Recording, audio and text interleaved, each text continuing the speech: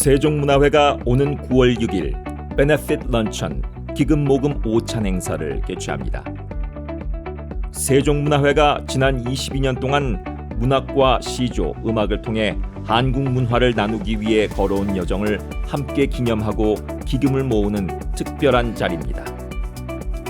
이날 에미상을 수상한 국제적 명성의 한류학자며 사회학자인 샘 리처드 펜실베니아 주립대 교수가 기조연설로 자리를 빛냅니다.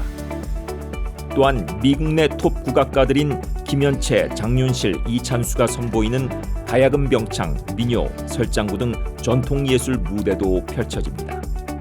여러분의 많은 참석과 후원, 도네이션을 바랍니다. 행사는 9월 6일 토요일 오전 11시부터 2시 30분까지 스코키 소재 더블트리 호텔에서 개최됩니다.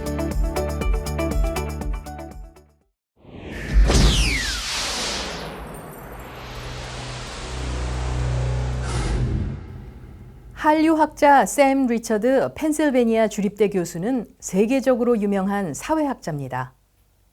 특히 한국 문화와 동양적 사고방식을 다이나믹한 강의로 서구 학생들에게 알기 쉽게 전해서 인기가 많은데요.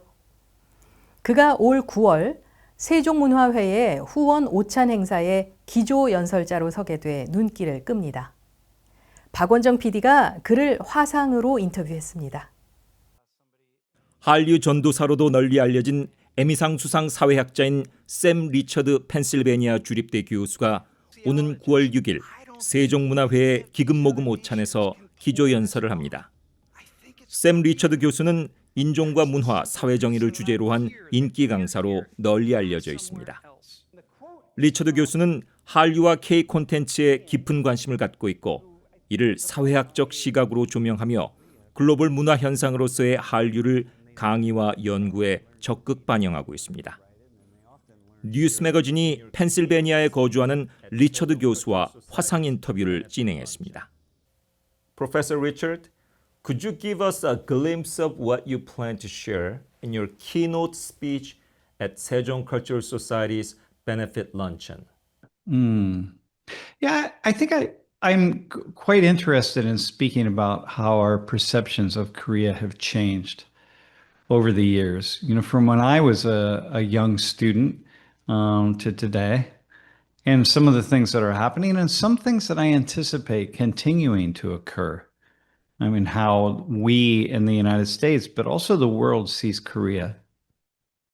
다음 질문으로 기조연설을 하게 되는 행사의 주체인 세종문화회에 대해 물었습니다.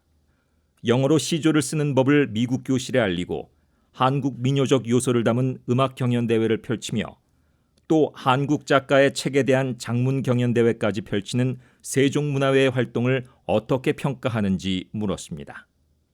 You know, I think Americans increasingly only know Korea through modern day cultural activities, right? K-pop and K-drama and K-film and K-beauty and all of the Ks that go along with it. But people don't really associate Korea with traditional culture. I mean, you do if you start to study Korea, but, you know, certainly young people today in the United States and around the world don't. And so I think this is a really valuable contribution to Korean culture because, you know, what the Sejong Cultural Society is doing is drawing ties back to old Korea and helping people to really get a sense that, you know, Korean culture is many centuries old, and there are many aspects to it that have nothing to do with what they see on YouTube and so on. 한편 사회학자인 리처드 교수는 우리가 타 문화를 이해하는 것이 우리에게 어떤 유익이 있는지 이같이 말했습니다. You know, we understand ourselves through the eyes of other people. And I often say that, you know, the fish is the last species to understand water. The fish just lives in water. They can't appreciate it. They don't understand it. And that's kind of how human beings are with their culture. You know, our own culture is generally speaking the last one that we really can get to know very well. And we mostly know it by experiencing other cultures. And that's why I think it's valuable not only to travel or at least to study other cultures, but to speak with people who are visitors to our own culture. And, over the course of my life, I think I've learned the most from people who did not grow up in the United States and have a deep appreciation for other cultures and then can tell me something about my own. First off, can you introduce yourselves?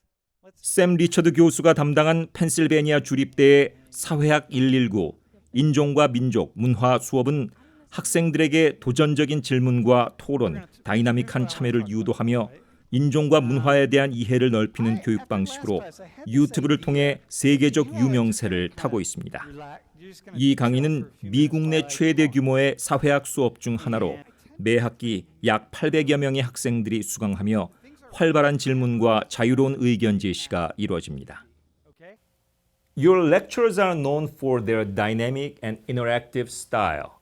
What inspired this approach and how do you think it shapes students' view of the world?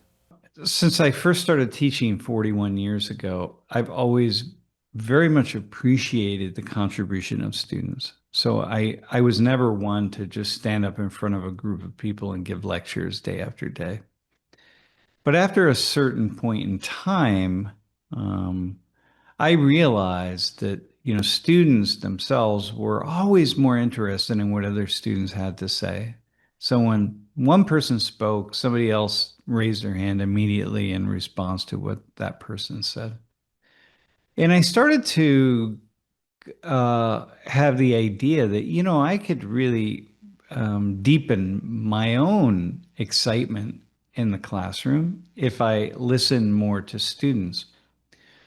Well, in association with that was I also recognized that I was teaching this really large 800 student class with people from all over the world. And so everything that I ever wanted to know about anything happening in the world, I could find somebody in that room to talk about it. And so that became a really fascinating experiment in teaching. And once I landed on it, and once I realized that all I have to do is ask students questions, that they really have a lot of interesting things to say about the world. Once I did that, then the classroom could be dynamic every day. And so that's how I got there. So what is the name of the class? It's race, ethnicity, and culture. It's SOC for Sociology 119. That's the name and number that we use here at Penn State. So that's how I'm known around the internet is Soc 119. But it's a classroom that's divided half between things going on in the United States and then things happening globally. So it really gives me the opportunity to talk about anything happening anywhere in the world or in the US at any point in time. So what is your foremost objective of that classroom? My objective is to excite students into thinking, to help build links between between intellectual and academic learning and what they see and observe in their everyday lives. And so, when I get them to listen to one another, of course, it's just a lot easier. It's a lot more fascinating. And then most people who watch on YouTube, they watch because they're really fascinated with what students have to say. And, if it were just me speaking into the camera, I wouldn't have nearly as many views as I have on my YouTube channel.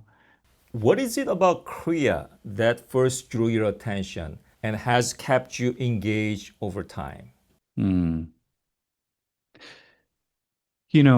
I first became aware of Korea in 1984 because I was an emerging Latin Americanist, and I was studying the military governments in Latin America. And I met four actually, Korean graduate students who introduced me to Korea, and they were studying the military government in Korea, political sociology of Korean society. So it became a nice counterpoint to what I was studying in Latin America. But the more I learned about Korea, Korean culture, Korean food, all things Korean, the more I just found the culture really intriguing.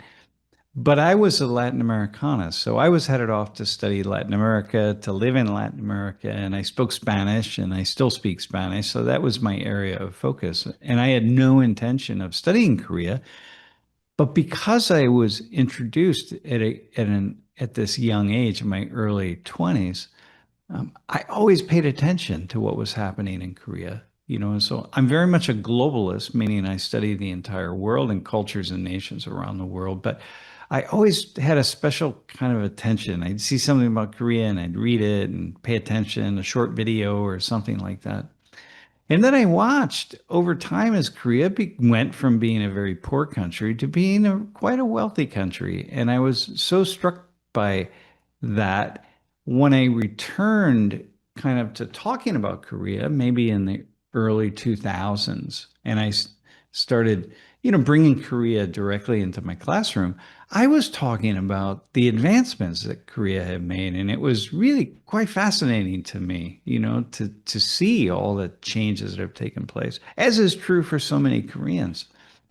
And so then I was talking about the technological innovations. And before I knew it, I was, saying things like, look, you've got to understand, if you want to understand how technology is shaping human social life, you've got to take into account what's going on in Korea. And, for someone like me who was introduced to Korea not that long ago as this nation that was really poor and, by all accounts, it was never going to be a global superpower.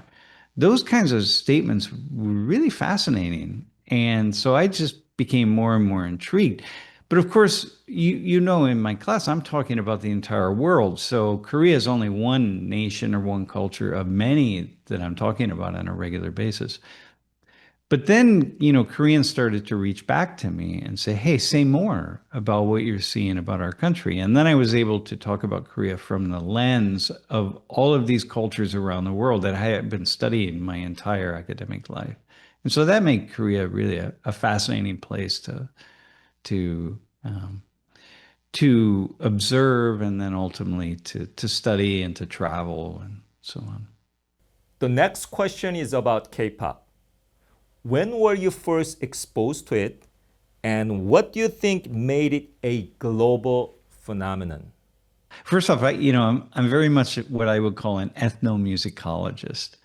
So I started playing drums when I was 12 years old, and I was always fascinated with music from around the world.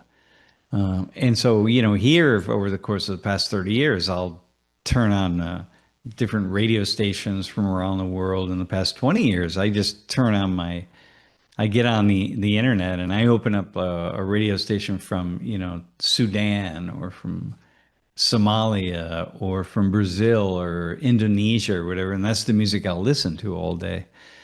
So I've always been fascinated by music, but I've been following K-pop, I would say, for the past 20 years or so. And I think the first groups that I really got interested in, like Super Junior, for example, is the one I really remember back saying, like, wait, who is this and what are they doing? And so I think I was really kind of waiting. I saw K-pop emerge as a force, and I was really waiting for that one band that was going to break through and become kind of a global sensation. And there were many K-pop bands and groups that were known around the world, but there wasn't that one that was going to kind of dominate and take over the world, kind of in the way the Beatles did in the 1960s. And that's when I realized, I think BTS is going to be that group. I predicted that they would be the group, and it turns out that they were. But yeah, so I would say it's been 15 years or so of really listening carefully to K-pop.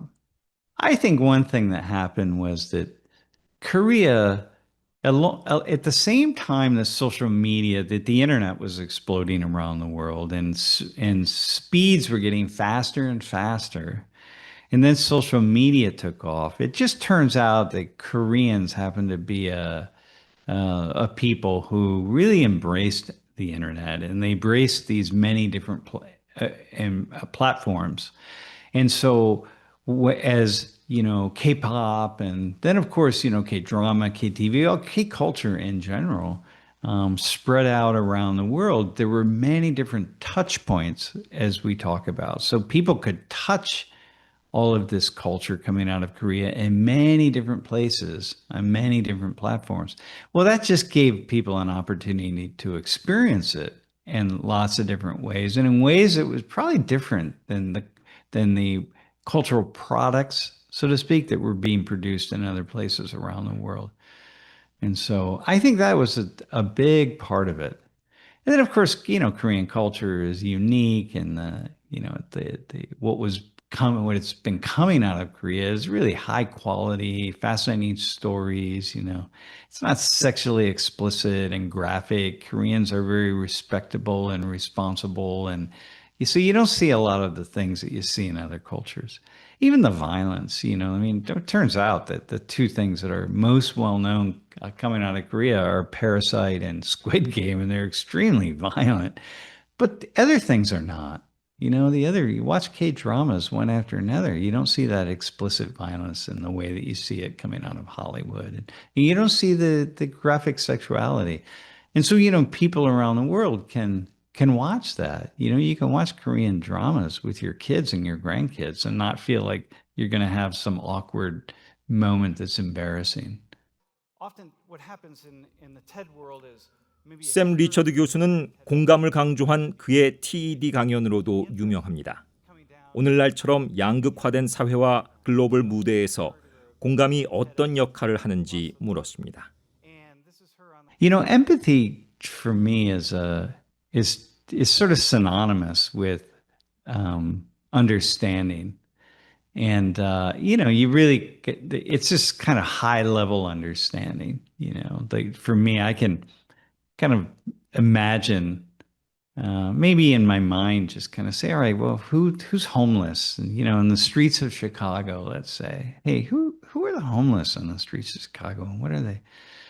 And I think, well, okay, I can have any number of thoughts about people who are in this population, but I want to go another step and I say, wait, hang on, but let me try to understand someone's story. Like, how did they get there? What's it like for them? Where'd they come from? What are they doing and where are they going? And really try to put myself in their shoes. That's empathy.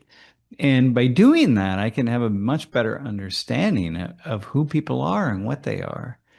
And I always try to encourage my students to do this because it just helps to not only challenge our belief systems, but it breaks down barriers to understanding. And a lot of people think, well, it means you have to really be that other person or have compassion for that other person. And I say, no, it doesn't. It means you have to understand the other person. And whether you want to have compassion or not, that's a different story. But you really want to understand. Professor Richard, thank you so much for sharing your time and insights with us. Well, I'm really looking forward to coming to Chicago and meeting people from the Sejong Cultural Society and learning more about what you do. I've been really watching it online and the different aspects of the society, of the group, but it's pretty cool. It's really, really awesome. So I'm looking forward to meeting people.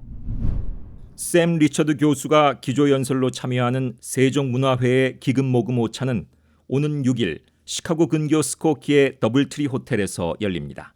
자세한 내용은 자막을 참고하시기 바랍니다. 시카고에서 뉴스 매거진 박원정입니다.